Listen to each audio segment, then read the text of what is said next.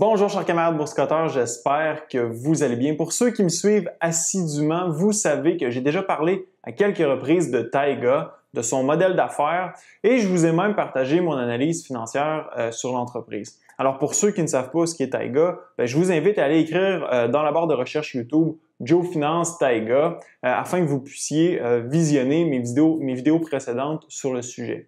Récemment, il y a eu de nouveaux développements par rapport à Taiga. Je me suis dit que c'était l'opportunité idéale pour faire une mise à jour sur l'entreprise. Aujourd'hui, je vous parle des plus récentes nouvelles concernant Taiga, notamment des prêts accordés par le gouvernement fédéral et provincial, de la mise à jour concernant la construction de son usine, de sa production et de l'évolution du prix de son action au cours des dernières semaines. D'abord, c'est tout frais, les deux paliers de gouvernement, soit provincial et fédéral, viennent d'annoncer un investissement dans l'entreprise. Le gouvernement du Québec a confirmé l'attribution d'un prêt de 30 millions, dont 6 millions seront pardonnables selon certaines conditions. Le gouvernement canadien a quant à lui octroyé un prêt pouvant aller jusqu'à 10 millions. Au total, Taiga se voit octroyer 40 millions qu'elle utilisera pour financer la construction de son usine et la mise en production de ses motomarines et motoneiges électriques. Toute la délégation politique y était, François-Philippe Champagne et Mélanie Joly qui représentaient le fédéral et Éric Girard, Jean Boulet et Marie-Louise Tardy pour le provincial. Tout de suite, la question que je me suis posée, c'est pourquoi Taiga reçoit-elle du financement des gouvernements? Est-ce que c'est parce que Taiga a besoin d'argent pour financer ses projets? Pas vraiment. L'entreprise devrait avoir plusieurs centaines de millions sur son bilan financier lorsqu'elle déposera ses premiers résultats post-SPAC. Je vous le rappelle, Taiga est entrée en bourse via un SPAC en avril dernier et l'entreprise n'a toujours pas publié une mise à jour financière à la suite de la finalisation de la transaction. Les plus récents résultats font état des finances de l'entreprise au 31 mars dernier alors que la fusion avec CGGZ, qui était l'ancien SPAC, n'avait toujours pas été réalisée. Donc la fusion avec CGGZ et l'investissement d'une firme privée ont tout de même injecté près de 200 millions en liquidité dans Taiga. Donc, est-ce que ce prêt gouvernemental était nécessaire pour que Taiga aille de l'avant avec la construction de son usine? Non. L'entreprise prévoit que les travaux de construction seront d'environ 50 millions. Elle avait donc le financement nécessaire, même en l'absence de l'aide gouvernementale. Puis même si Taiga avait eu besoin de financement supplémentaire, elle aurait probablement pu solliciter les marchés financiers en émettant des junk bonds. Il n'y a jamais eu autant de liquidité dans le système et la prime de risque entre les obligations classées investissement et ceux classés spéculatives n'a jamais été aussi mince. Ce qui veut dire que l'entreprise aurait pu se financer à faible coût sur les marchés privés. Alors pourquoi un prêt des gouvernements? Selon moi, parce que l'entreprise s'est fait offrir de l'argent des contribuables sur un plateau d'argent. À mon avis, l'initiative vient probablement plus du gouvernement que de l'entreprise. Je m'explique. Les gouvernements l'ont eu dur au cours des derniers mois avec la pandémie et que ce soit au provincial ou au fédéral, les élections approchent. Sans surprise, les gouvernements voudront démontrer tous les efforts qu'ils mettent en œuvre pour, d'une part, relancer l'économie et d'une autre, prendre des mesures pro-environnementales.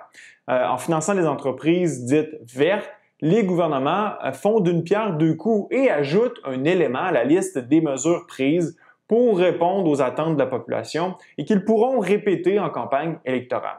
En résumé, c'est surtout une mesure électoraliste qui vise à bénéficier avant tout les politiciens, mais qui, de l'autre côté, profite aussi à Taiga qui se fait offrir du financement bon marché sans trop d'efforts. Les perdants sont bien sûr les contribuables, mais ça, c'est une autre histoire.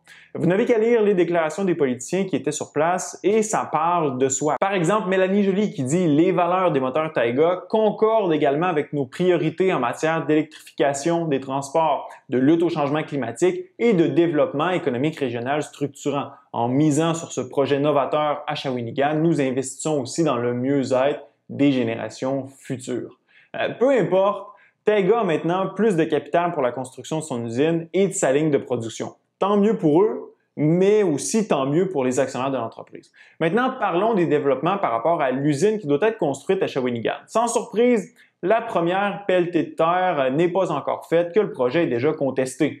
Un couple dont la résidence se situe à proximité du site de construction envisagé fait présentement signer une pétition afin que le projet soit relocalisé. Selon les signataires, les terres agricoles sur lesquelles l'usine doit voir le jour sont de très bonne qualité. Les champs sont habités par des espèces d'oiseaux en péril. Le projet d'usine crée un stress et des désagréments aux agriculteurs et aux citoyens du secteur. Le projet va perturber la tranquillité du secteur résidentiel et ils avancent que la ville possède un parc industriel à grand gabarit dans le secteur Saint-Georges qui a coûté près de 5 millions en expropriation et qui actuellement est inutilisé. Honnêtement, ça ne me surprend pas vraiment. Disons que le Québec n'a pas la réputation d'être une province où il est facile de faire des affaires.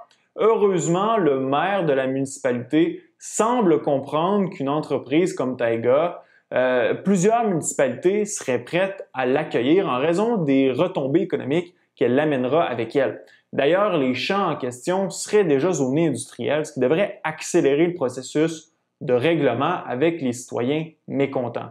Puis, compte tenu que les gouvernements ont accordé des prêts pour, entre autres, la construction de l'usine, les doléances des citoyens risquent de tomber lettre morte.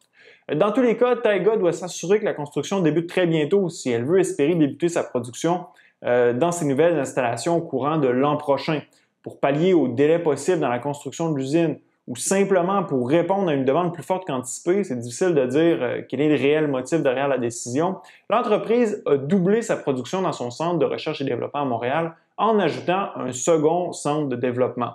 La capacité de production devrait théoriquement passer de 2000 à 4000 unités pour cette année.